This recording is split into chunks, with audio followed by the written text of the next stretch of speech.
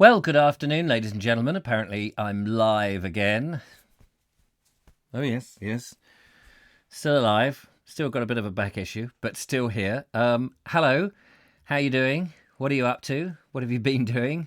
It's a funny old question, isn't it? What have you been doing? Hello to Audrey. Thanks for the flower. That's very nice. Thank you very much. And to the lovely Julia. How are you? In the garden, I gather, or earlier this morning, which is very nice. Having a picnic in the garden. How delightful is that? Another hour or so of just idle chit-chat about heritage, landscape and nature to keep you occupied and to have a bit of a community spirit, which is good.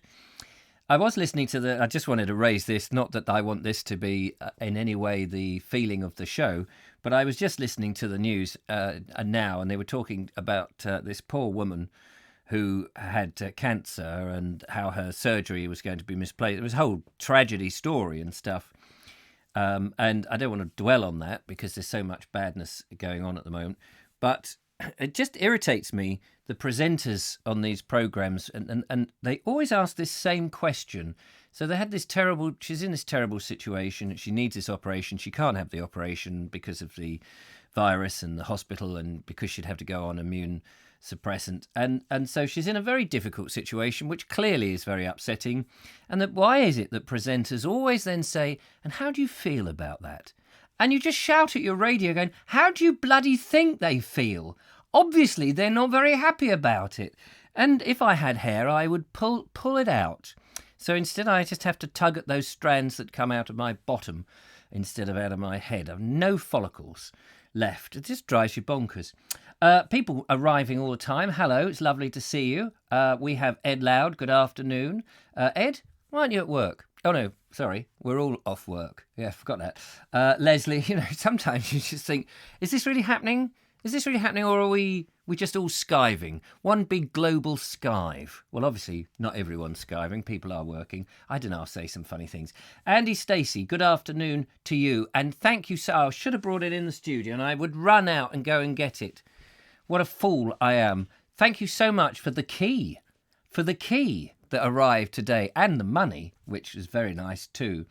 Thank you. Very, very kind. Andy Stacey, just for those who are going, what is he talking about, has sent me a key to every disabled toilet in the land. Now, I know that sounds mad. You think, what? What's going on? Because he's got a bad back, he needs to use every disabled toilet in the land. No, I don't think it was that. It's so that when I'm in my camper car, when this is all over and one can return and explore the world again, and I might stay overnight somewhere, I can at least, if all toilets are locked, I can go and use the facilities of a disabled loo because I've got the special key. So, and that's so kind of you. And what a great thought. Thank you very much. Ramy Boo is posting something. Now, listen, Ramy Boo, let me just show you what happens when you post in there. I don't know what it is that you post, young Ramy Boo, but what I get, if you can see that, I don't know if you can see, I get show hide, and then if I go to sort of look and see what it is you've posted, nothing. It just goes away. It's as if it's hidden it. So I can't see in the chat thing anything that people post. People keep doing that, and I don't know quite why they do, because I don't see anything.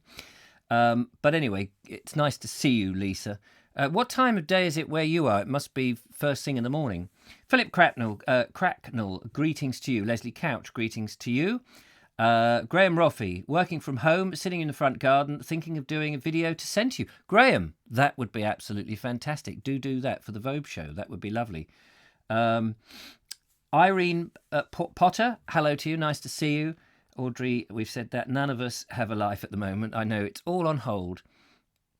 I feel for those who can't get the help they need right now unless it's under the virus condition. I know that is the thing that is everywhere.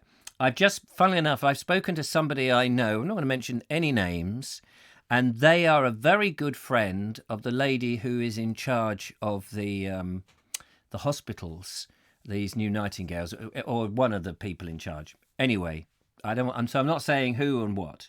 But all I can tell you is that there is a lot of chaos behind the scenes. They've made these hospitals in however many seconds that they've knocked them up.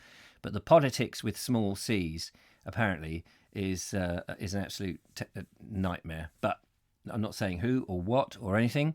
But, to be honest, that's to be expected, isn't it? I mean, anything like that, unless you've got purely the troops that somebody gives an order and everybody's trained not to question and just do it, you're going to see all sorts of people going, well, hang on a minute, what if we did this? No, shut up, just do that. No, but if we did this, we could do it slightly better.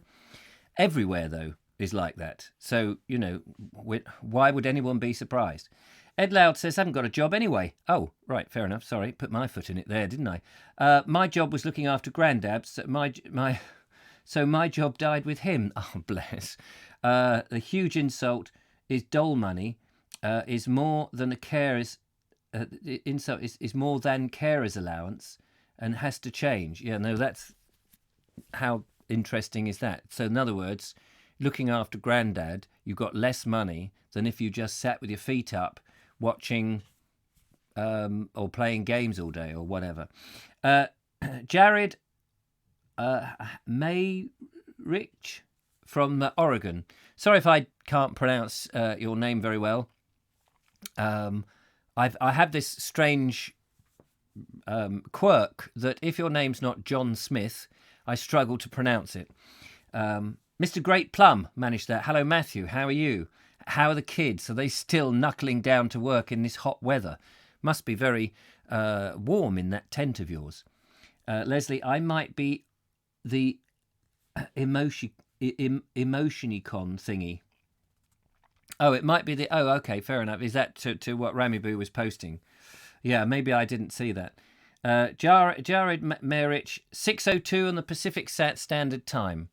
Okay, Jared, thanks for that.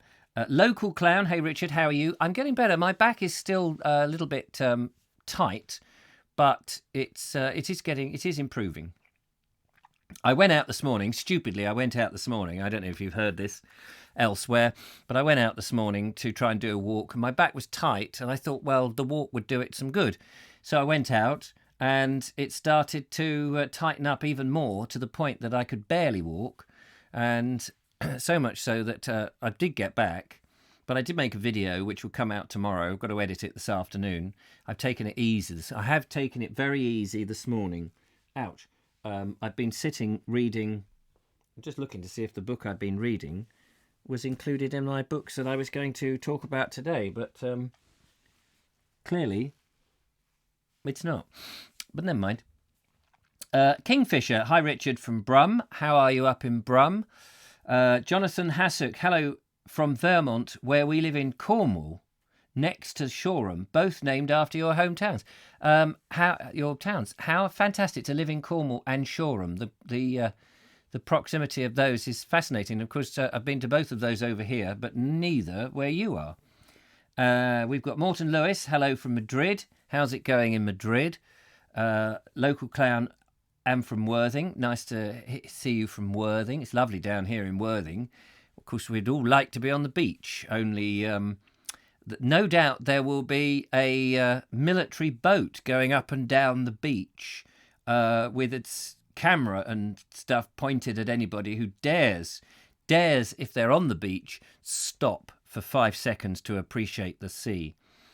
Linda Kane says, hi, Richard. Listen to the NE after I mailed you. Didn't realise you'd done another silly thing. I'm always doing silly things. I think when I was born, my parents looked down and went, there's a silly thing. And I've been living up to that ever since. We'll open up the phone lines this morning or this afternoon if anybody cares to give us a call. We're aiming to talk about heritage, landscape and nature, but, these things can drift into anything really that just occupies us. It's Easter holidays. Oh, right. So no work for the boys. So there we are. Thank God that parents now have the excuse that they don't have to try and be teachers anymore. They can just say, it's Easter holiday. Easter now runs from whatever it is today, the 7th of April to the 25th of December, apparently.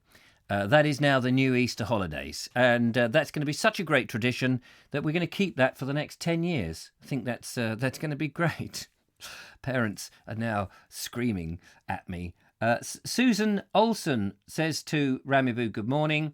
Linda Kane says, are you keeping up the alternative ibuprofen paracetamol? Actually, to be honest, I took some paracetamol this morning. I haven't taken anything since. I'm not a great medicine man. I just believe that you've got to take medicine when it's absolutely the final result. And in the meantime, let your body try and deal with everything as much as it can to keep you unreliant on these things, or dependent rather. I think some people reach for the painkillers far too quickly, and so their body never has a threshold of pain that they can stand. And so whilst there are spasms of pain, and I'm in pain now, my body generally is quite not immune to it. Obviously, it's bloody nuisance, but yeah, that's my philosophy anyway. People do whatever they want. All I can tell you is what I think, and you do whatever you think.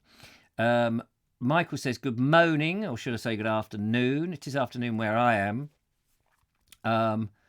Hello to you, says Jared. Oh yes, it said that. Turbo Stream. I pulled a muscle last week sweeping leaves. It was agony for a week. I know it is the most stupidest thing. We can do the most silliest things and get an injury like that, and yet we can have quite a bigger accident of some description and still get up and be completely okay. It's a bit weird, isn't it? I'm sipping a cup of coffee here, which is very nice. Thank you. Les Jarvis, good afternoon to you. So, this morning I went to look for Richard Jeffries' grave. Richard Jeffries, I've got this book here, Life in the Fields.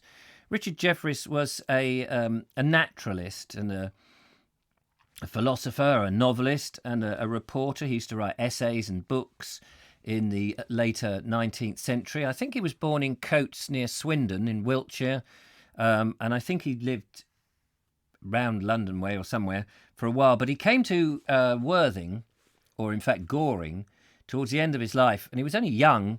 Linda will know exactly how old he was because she's very clever. But I think it was in his late 30s, something like 38 or something, maybe 34, seems to ring a bell. Anyway, it was in his late 30s when he died, and he had tuberculosis. And he came down to Goring, and sadly he died, and he's buried in Broadwater Graveyard, or cemetery. And I wanted to go to the grave today to just look at him, pay respects as such, not that he ever knew me. But he was a very influential chap, and really sort of died in his prime, like so many people in the past did. And he wrote beautifully, and he inspired many of our great writers, people like Henry Williamson, who wrote Tarka the Otter. I believe he inspired Edward Thomas, who died in the trenches, and wrote some fantastic stuff. W.H. Hudson, who I don't know terribly well, of his work, but he was another naturalist.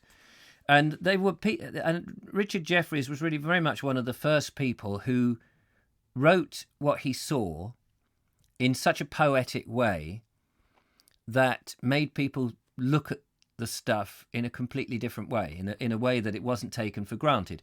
And you can kind of understand that when the countryside was the countryside, it was there all the way, and people knew what things were, but it wasn't special as such because you're just surrounded by it. And in a way, I feel that that's the same thing with our heritage. You go down a street and you look at different buildings. In England, you've got lots of different buildings, like the timber frame buildings and the brick buildings and what have you, and concrete buildings.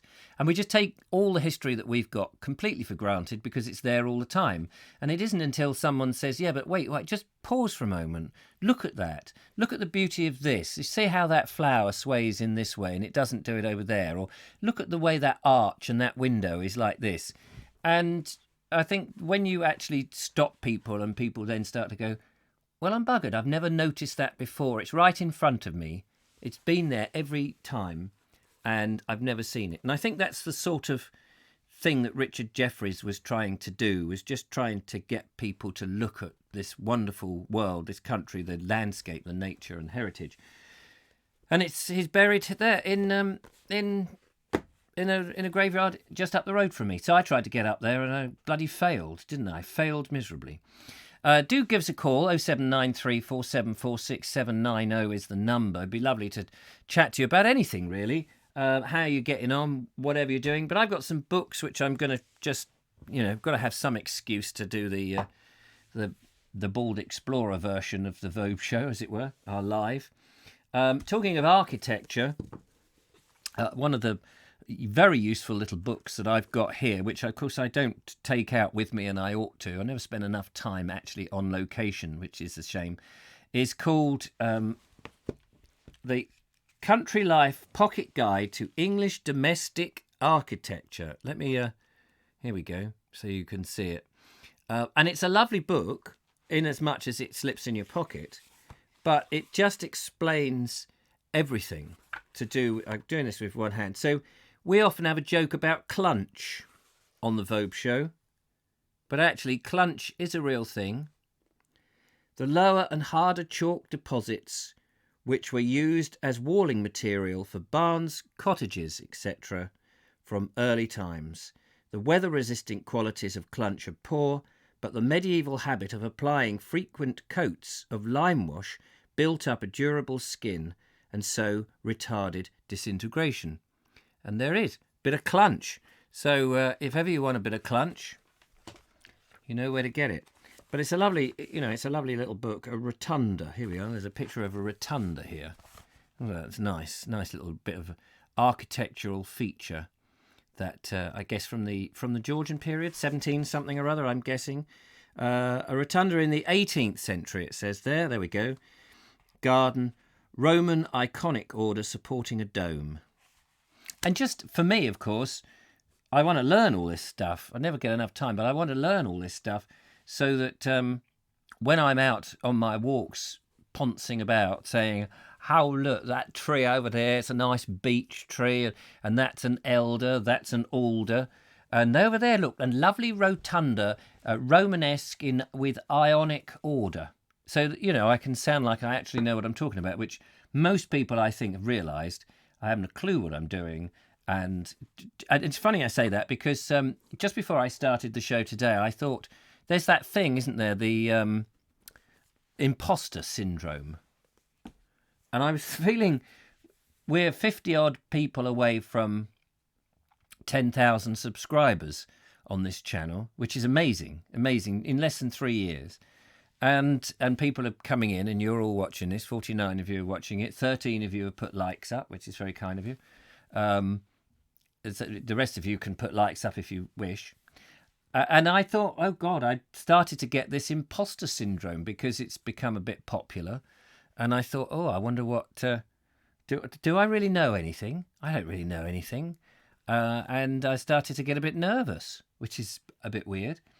But hey, let's have a look at the... nobody's ringing in, so fair enough. It's Easter holidays. Read that. Linda Kane Richard. Listen to the Naked English. Yes, did a silly thing. Jonathan Hescock. Well, you're always welcome to Vermont and can explore New England sometime. That would be great, actually. That would be lovely to come over there. I have been to America on 2 occasions, but I did notice the lacking of history. But that's not to say you can't explore. You explore the country and its ways, which I think is nice. What else have we got? Linda Kane, you do need it. A couple of days of 4-hourly painkillers will allow you to keep mobile, which is what you need. Oh, okay, I'll go. I've been told. I will go back to it. So I better take some ibuprofen and then some paracetamol. Local clown, it will be normal by August. Oh, right. So, okay, the holiday seat. So that's okay. The Easter holidays run to the end of the summer holidays. Sounds to be good. I like my clunchy with chocolate on it. Yes, it's nice to have a bit of chocolate on your clunch. It sounds great. Welsh Wanderer, Patrick, good afternoon to you. Thank you for joining us. We're just having a general chit-chat. Well, I say we just waiting for someone to pick up the phone. Don't be nervous. Just ring up to say hello. That would be nice. 0793 47 46790 is the number. I've just checked my phone is on. Oh, yeah, it is on. One of those in Petworth. Oh, yes, there is one in Petworth. That's right. Yeah, the rotunda. See, we've learnt something already. Audrey says, we're all afraid that we'll be found out to be frauds. Yes, I think that's very true, isn't it? We're all slightly nervous of the what did I call it? The something syndrome. I forgot even now that the What did I just call it? It's got that term, and I used it, and you heard me say it, and now I've forgotten it. And the impostor syndrome. You see, people think that I'm clever. I'm not clever at all. I can barely remember what's going. Where are we? What day is it? What's going on? Who are we? The lovely Julia is there. They're well and coping. Well done, Julia. Our thoughts are with you. Julia's, just for those that don't know, Julia's had some bad news in the family. I won't go any further than that, but it was lovely to see her on the Vogue show the other night. Morton Morris says, yeah, painkillers reduce the inflammation. Well, I suppose that's the thing. Morton Lewis says, do you use the Pevsner guides? I have got a Pevsner guide for Sussex and for Shropshire on my shelf.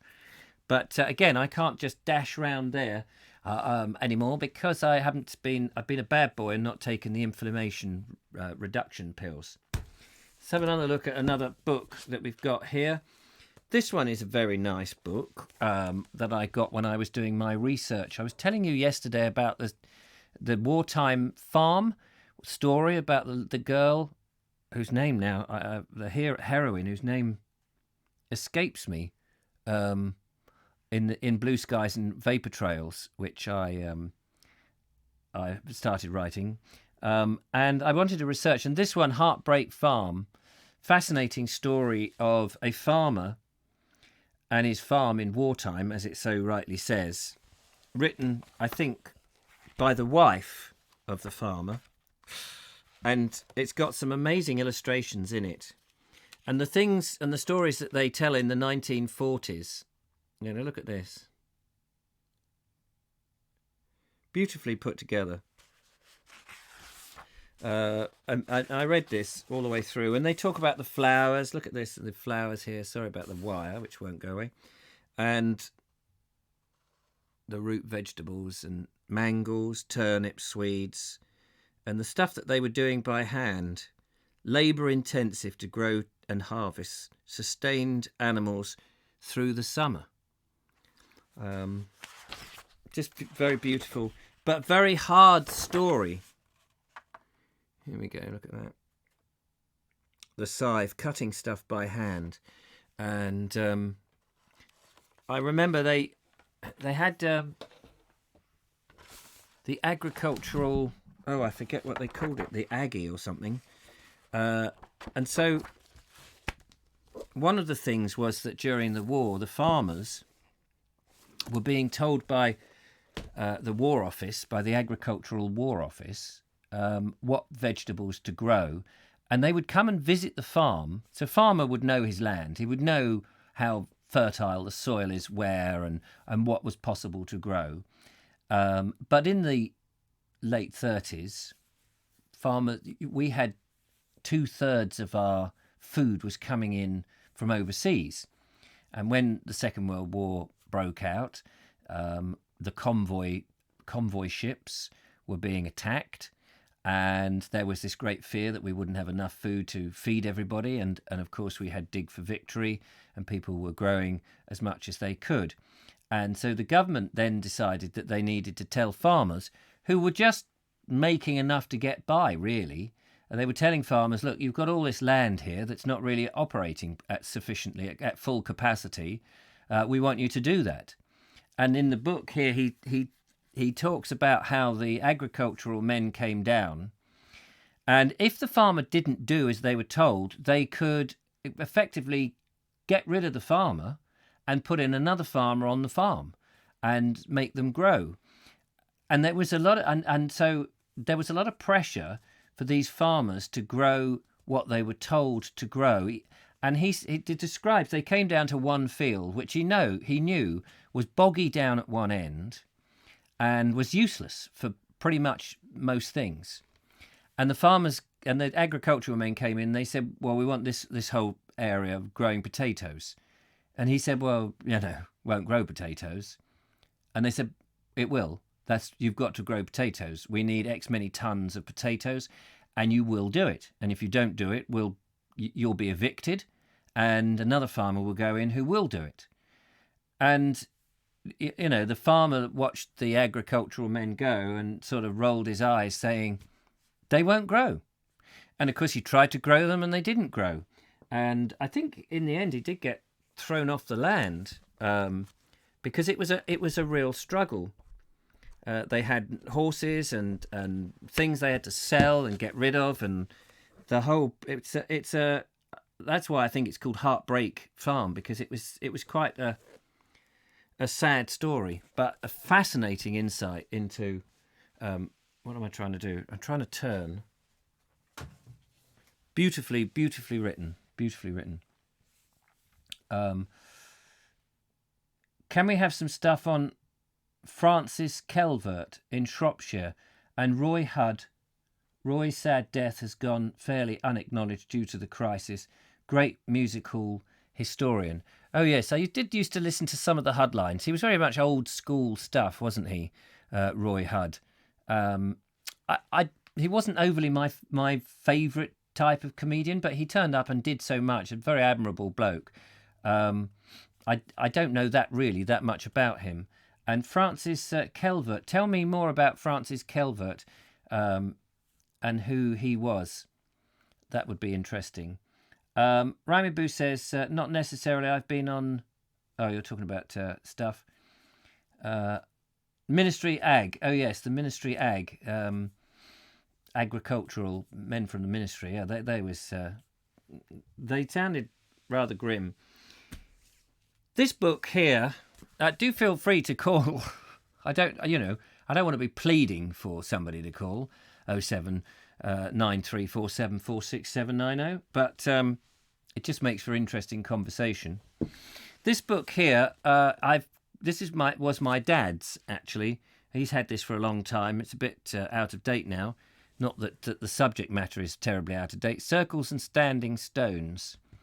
And it's a fascinating thing. It's obviously got places like Stonehenge and Avebury and all of that in it. And it's, loads of pictures of bleak-looking lumps of rock protruding from the earth on stark moors that tell a story that we speculate, and the archaeology sort of comes up with vague conclusions about. I say vague conclusions. I mean, they're fairly certain of what it's all about the history of places and the peoples that built them and the huts that lived by. And for me, the weird thing about all of this is everything is they just come back to the same old nonsense that they say that it's a. If they don't know why something is there, they just say, oh, well, it's to do with ritual. And you think, well, really? Is it really? Is everything all ritual? I mean, I know we built churches, and if everything else is flattened, remnants of the churches would still be there. And you go, well, that's all ritual, isn't it? And I suppose there is ritual connected with churches, of course, but then there is a lot of community connected with churches. So I wonder that some of these standing stones and they may have had wooden structures against them and some vague roofs, because why would you want to be outside in English weather? I mean, it's all right down here at the moment, but a lot of English weather is a bit inclement, isn't it? So you think maybe there was wooden roofs and things that have rotted away and there's no sign whatsoever, and when they've done new bits over the thousands of years, it's probably obliterated much of the evidence, and the only evidence they're seeing is the more solid stuff. So I wonder if there was probably an element of ritual, but there was probably a lot of community associated with these things. And it may have been the bit like churches in their day. It was the sort of the town hall of the area as well as the religious centre. But who knows? I'd be interested. If you've got an opinion, if you visited Stone Circles, give us a call, 0793 4746 790. If you think I'm talking absolute rubbish, which is probably what I am, then give us a call. Don't be shy. I will swear and curse at you. I will gobble up your head. Ouch! I'm really sorry. Slight spasm of pain there. A really grim and nasty man, clearly. But this was my dad's, and it's a fascinating book, and that's why there's so many things that interest me. And the problem with having a very wide interest is you become, jack of all, master of none. And that's a terrible thing. It's nice when you talk to an expert who can take you on a walk somewhere and say everything and be absolutely accurate. Whereas when I go on my walks, I've got the vaguest of impressions, and I'll walk round some stone circle and say, well, this looks like a bit of granite sticking out of the ground.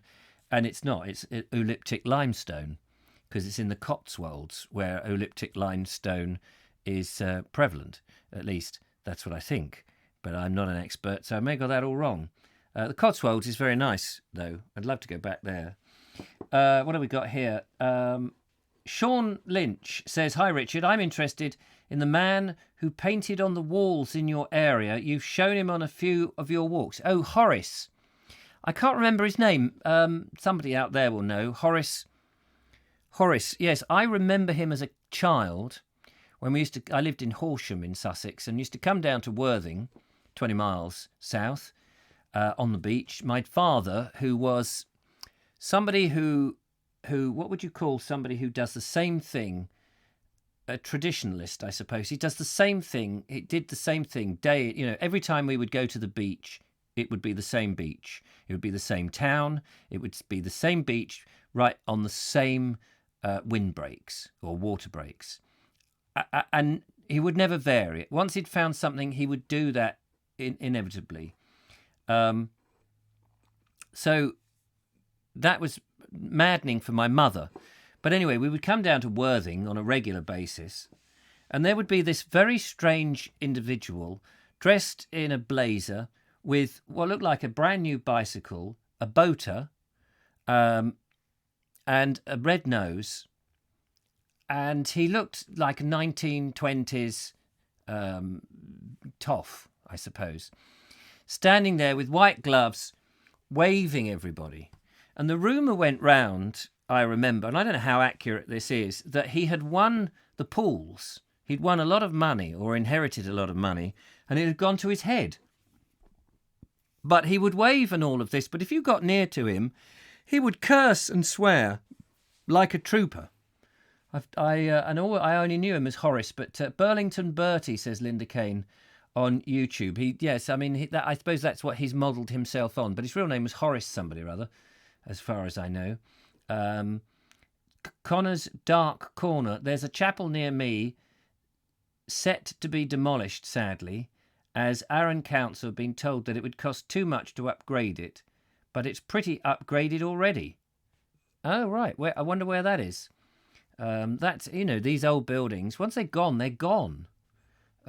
which is a bit of a shame. Lancing Burlington's Bertie on YouTube. Horace, yes, I can't remember his surname. I'm sure that there is a website with a bit of footage of him and some information about him. But yes, he was certainly a character. And I imagine every town has got or has had in its past a certain eccentric, which is what makes our little country fascinating. So that's it. I do hope Chris calls in again. I, for one, need to know how he's doing. I feel so bad the other day. I don't know if... Yes, maybe Chris will ring in this evening, Julia, because that was on the Vogue show. That would be good to know. Horace perhaps had Tourette's. Oh, yes, that you see, there you go. You see, back in the day, I mean, I don't suppose people... Well, maybe they knew what Tourette's is, but it wasn't as well known in 1970s when I came down and saw him. Horace Duke. Thank you, Julia. There we go. The lovely Julia has come to my rescue. It's a shame she's not here in the studio.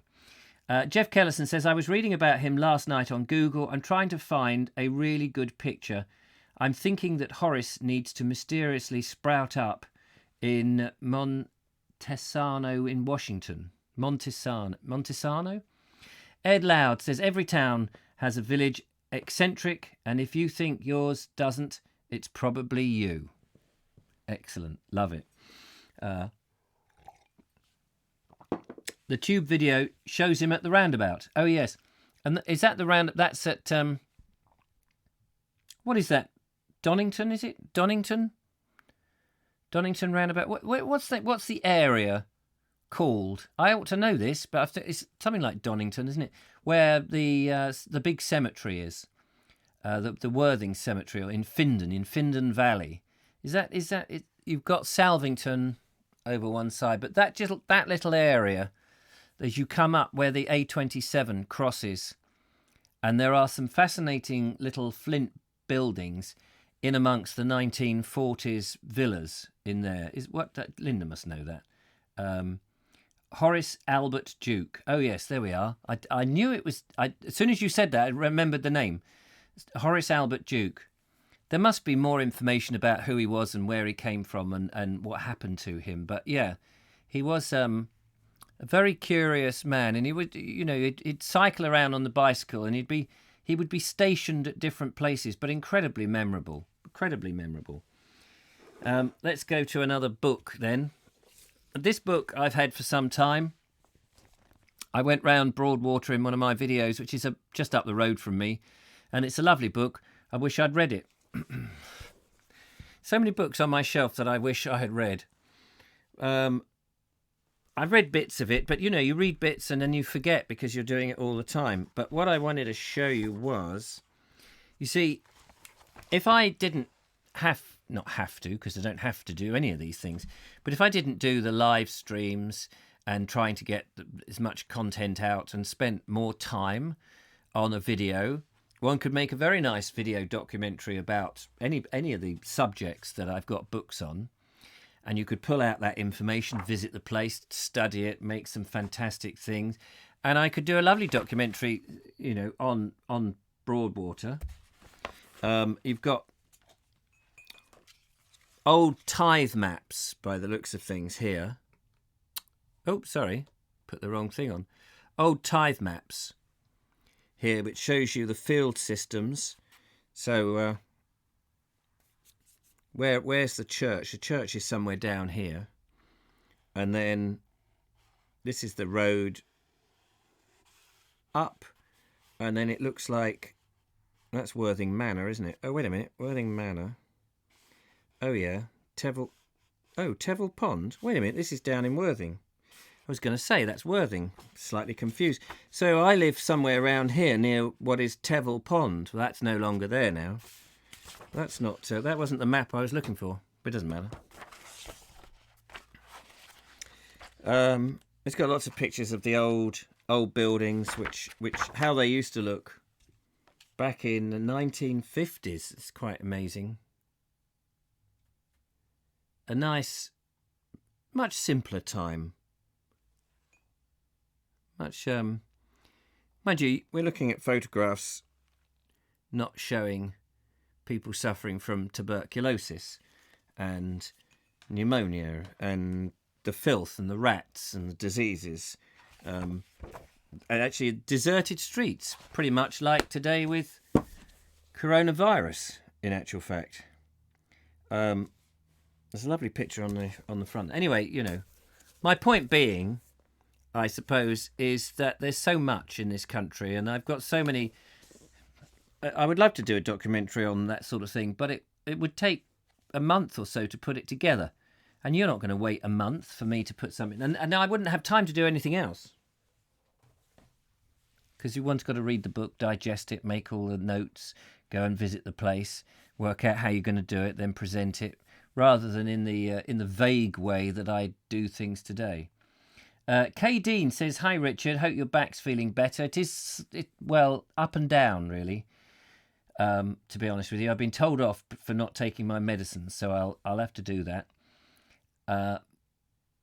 Morton Lewis says there was a guy in Birmingham shopping centre with Tourette's called Mr. rhymes with ship, after his favourite term of abuse. Right, 1979. Caroline Craib says, "Watched that video yesterday. I lived in Shoreham and saw him there sometimes." Oh, he must have got about then on his bicycle. Offington. Ah, that's why it sounded like Donington. Offington, yes, of course it is. It's Offington.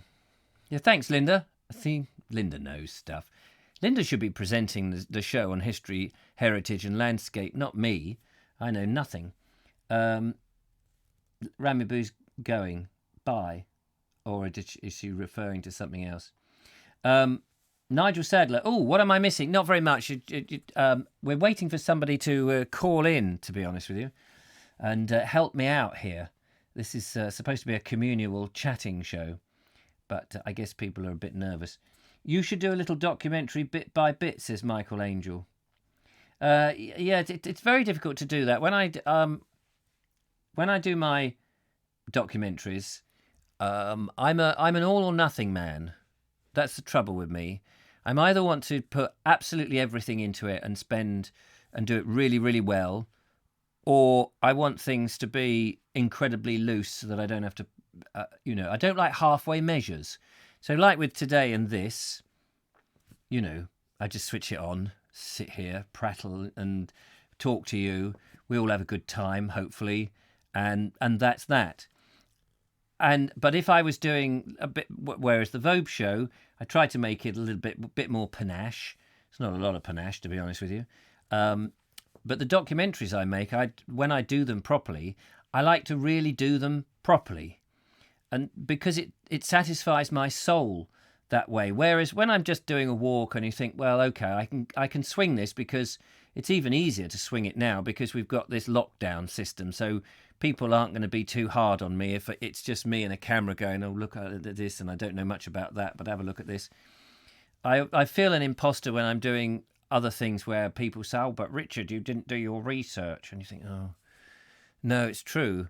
But I'm trying to pump out stuff, and that the way the YouTube algorithm seems to prefer not whether you actually make something good or bad, but that you just keep delivering stuff. So I've had to try and work out how to deliver stuff to suit the YouTube algorithm, try and keep people entertained enough, try and get support from the viewers, try and get patronage so that one can keep going and keep doing it. And I know people who do their videos on a very, very part-time basis, and it seems you've got to, mostly, unless you've got a very popular subject that everybody loves, you've got to just be in it and just live it and do it and create it. And as I say, we're about 50 short from 10,000 subscribers, which is pretty amazing, actually. In under 3 years. And when I started the Bald Explorer, I had this 5-year plan that in 5 years it had to earn enough money to sustain me, and I knew I had to reach 10,000 because that's the sort of time when you start getting approached by potential sponsors and things like that. And I still don't know how I feel about that, because then they might want to direct how the show goes and what level of expertise you need and the content and all of that. And I'm not really sure that I want that, because it's about being open and honest and being in what's the word? Not integral. It is integral, but it's about being, well, open and honest. I can't think of the word what I mean to say. Ed Loud says, too noisy to call at the moment. Brother making racket in one room and washing machine in the other. That's all right, Ed. I don't want people to feel they've got to call in because they're feel sorry for me. Jared says, how do you feel about your Prime Minister being so sick? Are you concerned? Yes, I think I am concerned. I think he'll pull through, though. I don't think he's in real danger, as a lot of people are. And I say, because I don't think he's got terribly underlying issues. I think he's in the best possible care.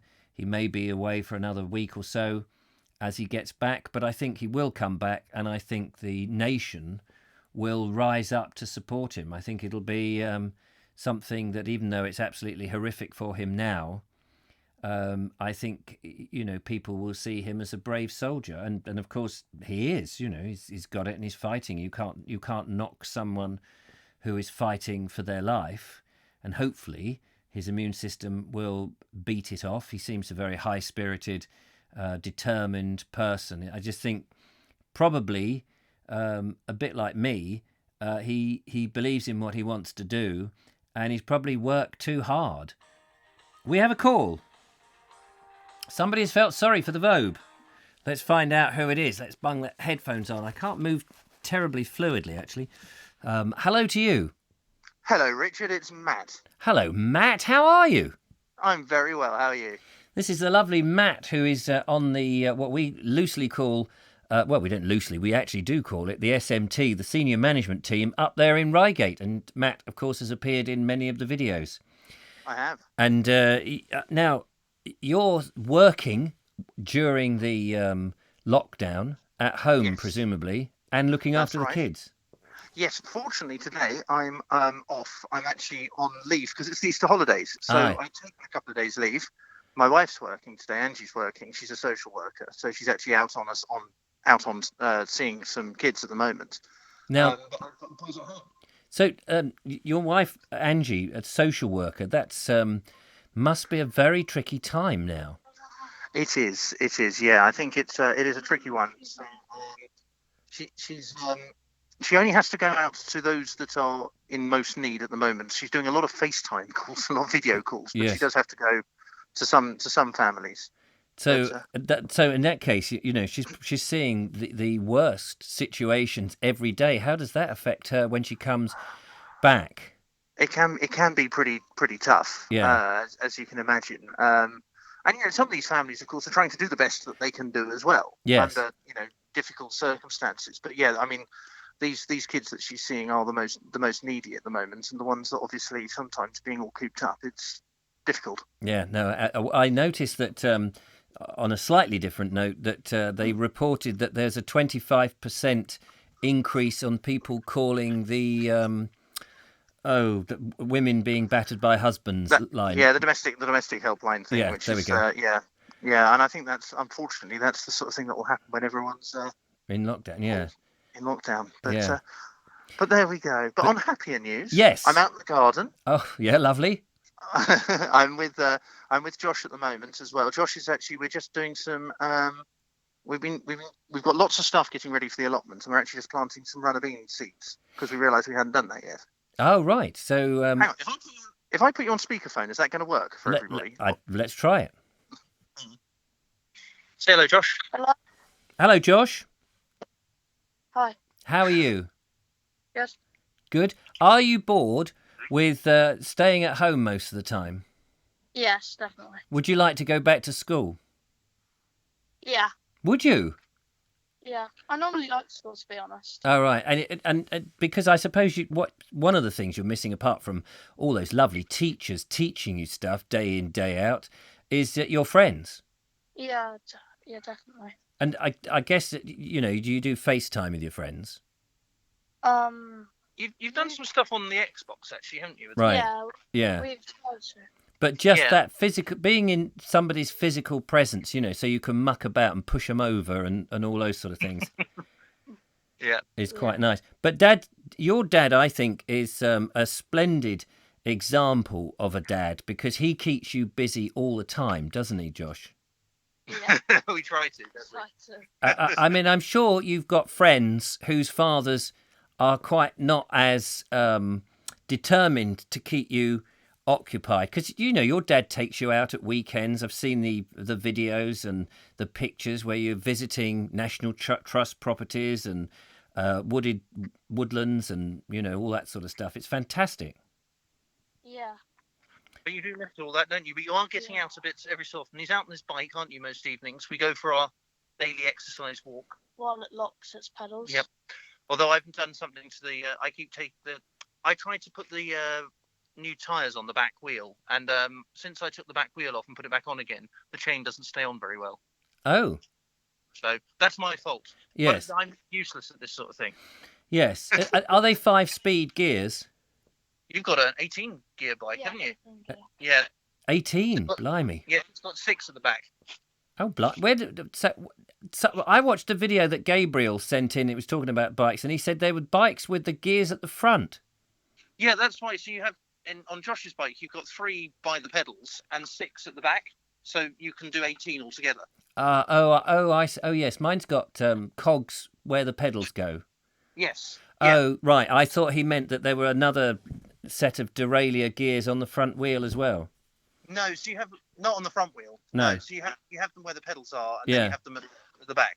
I'm not very good with bikes. And but yeah, what difference is there really between, say, 10 gears and 18? I mean, how much does it really make a difference? I don't think it makes a huge difference Unless when you're you, climbing a mountain. well, there you are. Unless you're climbing a mountain, and then you can slowly rack it up to where you basically breathe, and it takes you up the mountain. Exactly, and or you end up pedaling 19 to the dozen and going at 2 miles an hour or something. Yeah. So Josh, you're planting runner beans, are you? Yeah. You must be a bit fed up of doing gardening now, because the world and their brother are doing gardening. I mean, thank God, I suppose, if we've got to have this lockdown, what better time to start at the beginning of spring so that people can actually be active in the garden? If this was in the dead of winter and we had a cold winter and everybody was actually locked up inside, that would be awful. It would, wouldn't it? Yeah. But what's the other thing? What did you make yesterday, Josh? That was an inside thing. Blackjacks. Yeah, Josh made some excellent flapjacks yesterday. Oh, fantastic. I can't wait to taste them. Oh, no, I can't come round, can I? Nope. Nope. Sorry about that. That's the one time we're saying, Vope, stay away, stay away. Oh, bless. Well, do you know, the weather, I think, this afternoon is going to remain sunny. It is. I think so. I hope so. And Although we have got rain coming at the weekend, I believe. well, it is Easter. It is Easter, isn't it? So it has to rain, even if we can't do anything. Ah, yes. It's actually been very good weather. Yeah, but it has otherwise been really good weather because the boys have been out in their school tent Yes. in the back garden. So despite lockdown, we're all going to end up with these amazing tans. Yeah, exactly. Although I'm well under an umbrella because you know what it's like, Richard. With our hairstyles, we have to keep our Yes, our heads. keep applying the sun cream. Exactly. Even this time of year. Yeah, no, quite. Well, listen, it's been lovely to talk to you guys. Thank you so much for breaking the mould and actually ringing in. Well, no, I just heard you say, "Oh, I don't want anyone to take pity on me and ring in." But I thought, well, I better take pity on you. And ring in. that was actually coded. That was coded thing to say somebody take pity on me. I'm sitting here with a bad back. I can barely walk. I've got pain coming, shooting pains up my spine. Somebody, and I'm trying to think of something to say to keep the stream going. Well, there you go. Well, hopefully we've entertained people for a few more minutes. Oh, fantastic, brilliant. Well, thank you so much. No problems. Take care of yourself. Yeah, take care. Talk to you soon. Cheers. All right. Bye-bye. Bye, Josh. Bye. Bye-bye. Oh, there we go. Father and son working in spades in the garden, planting runner beans. How delightful. What could be nicer in the Easter holidays? The lovely Julia is saying, Nigel, it's nothing that Richard hasn't said himself. Can't remember what that's about. Sean Lynch says, what is the area code? Oh, for your number. Tried calling from Australia earlier. You replace the naught with 44, which brings you into the British Isles. Here we go. Got another call coming in. Let's see who is on the line. Hello to you. Hey, it's Sean. Hello, Sean. Just reading your thing about how do you call in. You're in Australia. Yeah. So I was watching a couple of your different things the other night, especially with the Battle of Britain and talking about my grandfather that was in the Light Horse and then got stationed there. Oh, wow. How interesting is that? Yeah. Fantastic. And tonight, it's like a flow-on subject because he was involved with the Battle of Britain, and then his father got sick on a farm in Victoria in the south part of Australia, and he got flown home, and his whole crew went on those daylight bombing runs out of Britain, and let's say they're no more. Wow. How fascinating to have a relation involved in the Battle of Britain. I mean, I think my grandfather, he was involved in the wartime with paper. So very, very boring but necessary supplies of paper to people, I think, to the ministry and things. So not very romantic, whereas clearly there's romance in your history. Well, everyone has to play a part. Without the supplies, the planes don't fly. Without the food, the people don't eat. The soldiers can't fight. So No, everyone's a necessary cog. oh yes, absolutely, and I'm not saying they're not, but it's just if you've got I know what you're saying. someone, if you've got someone on bombing runs, it's a lot better than sending paper aeroplanes across the office. So, what part of part of Australia are you in?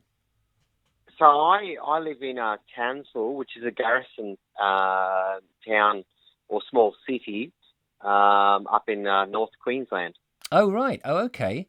And how is Australia coping with the current situation? So where I live, I think we've got the population is about 80,000 at the moment. We've got 20 people in our area with COVID-19, and so we're all doing the lockdown, not as strict as what you guys are doing.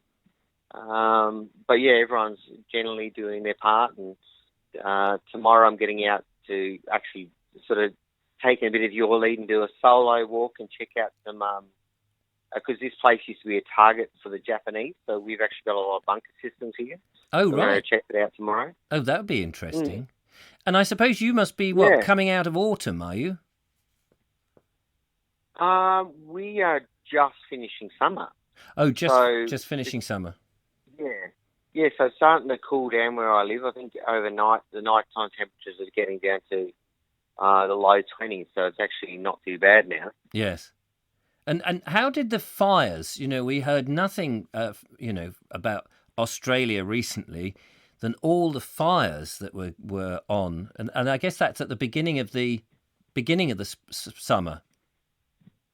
Yeah, so surprisingly enough, this year the fires really started in spring. They started really, really early. My family lives down in Albury in New South Wales, so when I was travelling down, I got delayed because I think it was like hundreds of hectares was just burnt out, and then areas that I travelled through, the wind picked up about a day or two later, and the whole area was incinerated. It was just a big firestorm. And yeah, travelled across Australia everywhere. So, and then the other places where I stayed at my friend's house, they were evacuated because their house almost got burnt out, and a lot of the rural areas around it, especially being hilly areas burn way quicker than flat areas. That's the thing is that in England or in Great Britain, we're so small and we're so compact that I think most people, unless they've been to Australia or been to places that are huge continents like where you are, you have no real concept of the size and the impact that those fires must have had. Because here, if you've got a fire here, you probably, that sort of size, you probably wiped out most of England. Well, I remember seeing a map, and it was overlaid of England, Ireland, France, and the burnt area was bigger than all of them combined. My God. But of course, it's not as populated. So, but a friend of mine who I haven't been in touch with for donkey's years used to tell me that the Australians who live out near the outback have I don't know what he called it. It's like a security box or a safe box where you keep copies of passports and stuff. So, a fire safe. Fire safe. There you go. So that in the event that you suddenly need to flee, you've got all your important papers in one place that you can just whack in the car and go. Yeah, where I live, we're prone to cyclones, so it's suggested like if annually it'll come out the government advertising to keep all your important documents in waterproof bags, and then also back everything up and keep it on USBs in case you have to flee your houses or go to the shelters and stuff. That I mean, it's a concept that over here, if you said to people, if there was a fire or there was a flood, and it's like make sure you got your important papers, I'm sure it'd be so typically English. Be going, oh, where's my passport, love? Oh, I don't know. Is it on the mantelpiece behind the clock? And people would be struggling to find their stuff because we just operate in such a different way. Well, it's amazing. Like we're actually so used to it, we don't realise we do it. So Yes, yes. in the filing cabinet, all the important documents up the top, ready to go, and then we even keep, which has turned out to be very valuable in these times. Like we keep storm supplies in case we can't go out due to flooding or cyclones or whatever.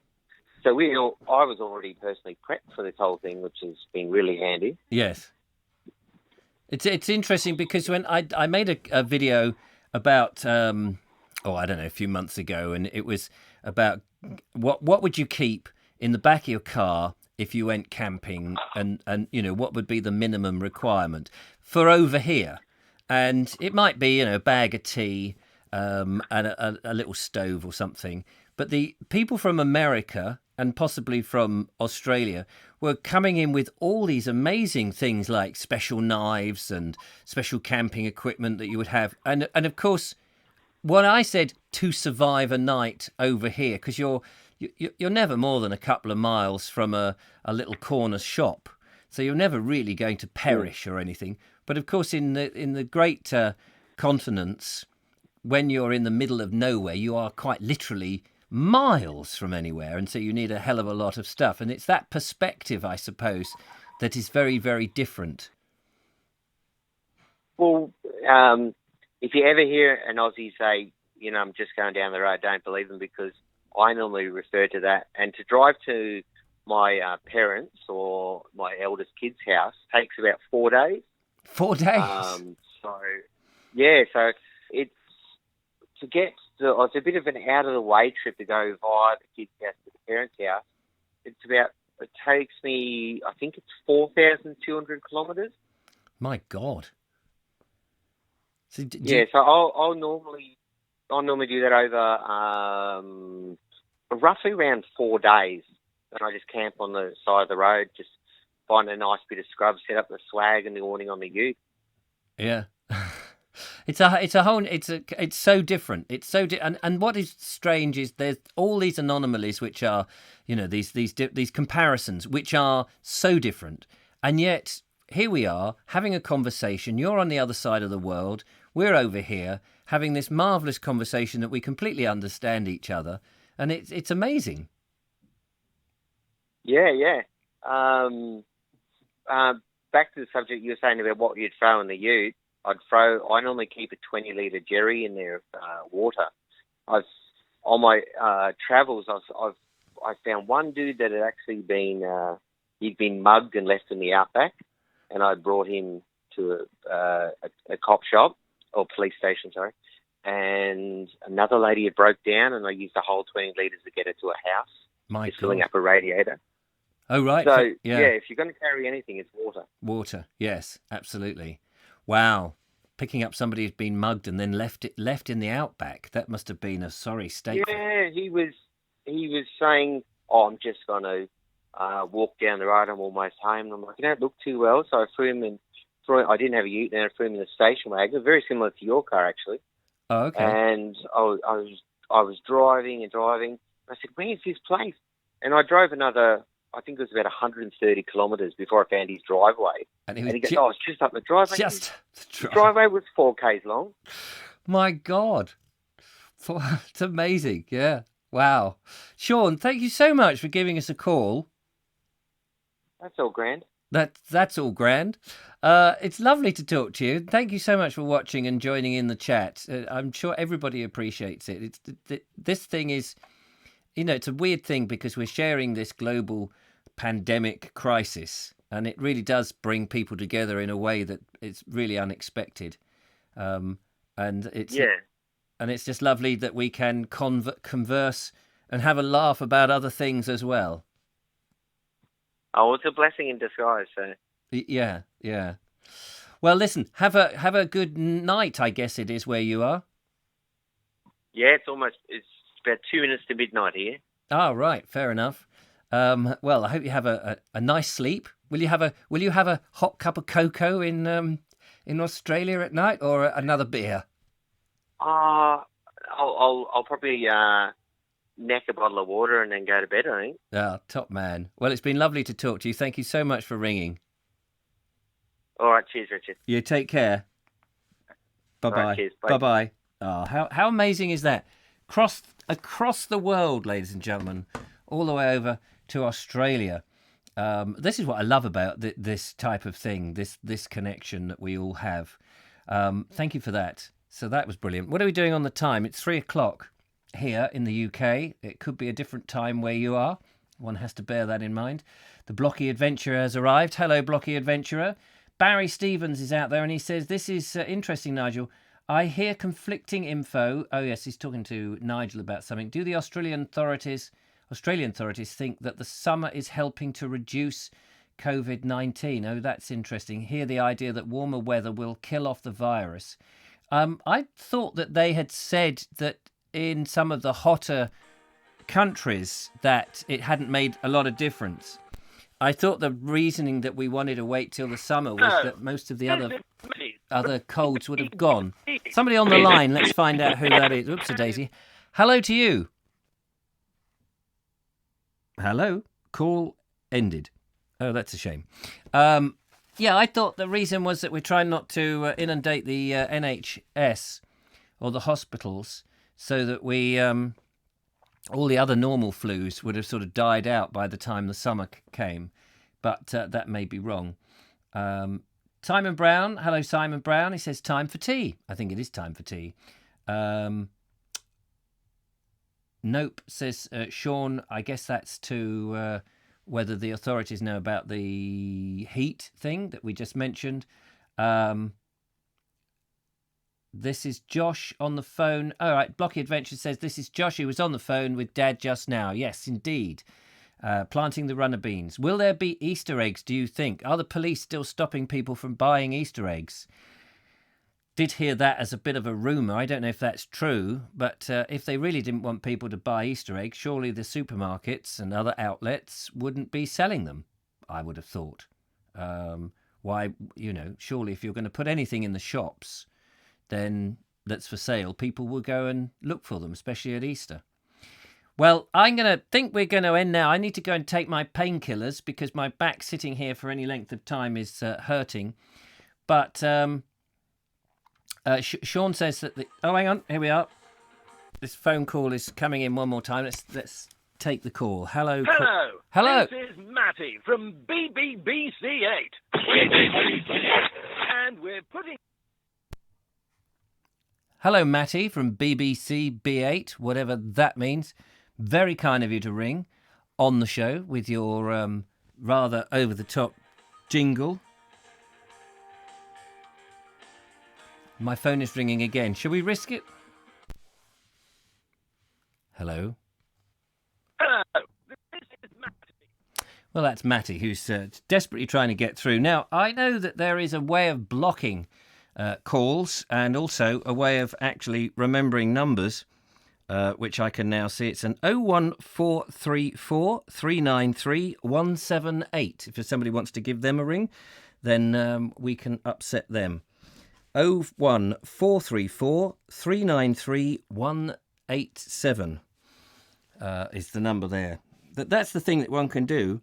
01434 393 187.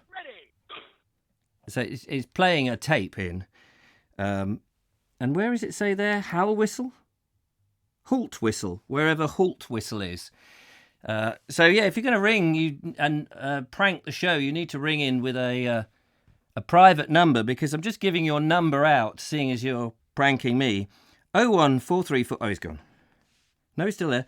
01434 393 187. That's the number. I've now disconnected the call. So you'd have to be a bit cleverer to prank the old Vobes. Your number's out there. People can ring you up and give you as much abuse as you like. Anyway, I think that will be it for today. Thank you so much for coming this afternoon. I'll be back at 8 o'clock this evening, and we'll have more fun and games on the Vobe Show. But nice to look at some of the books. I've got some more books that I didn't show you. The Canal Boat Men, Book of the Countryside, Britain Now and Then, and a very, ouch, my back, I can't lift things up at the moment. This book, one of my favourite books at the moment, I don't spend enough time with, called The New Silver. The New Silver, which is a delightful book, a beautiful book about words, yeah, but about trees and plants. But more on that on another time. I need to go and take some medicine to stop my back from aching.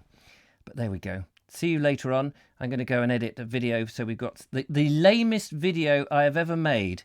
I'm editing this afternoon, which will be out tomorrow morning. The lamest video. Yes, it'll be a hoot, I'm sure. Anyway, till next time. Thanks for watching. Go to your log and you can block the caller next time. Yes, thanks for... Heart Whistle is in Northumberland. There we are. If anybody wants to give him a call and say, oi, what's your game? Leave the Vobes alone. You're very welcome. Take care, one and all. Great fun. And see you next time.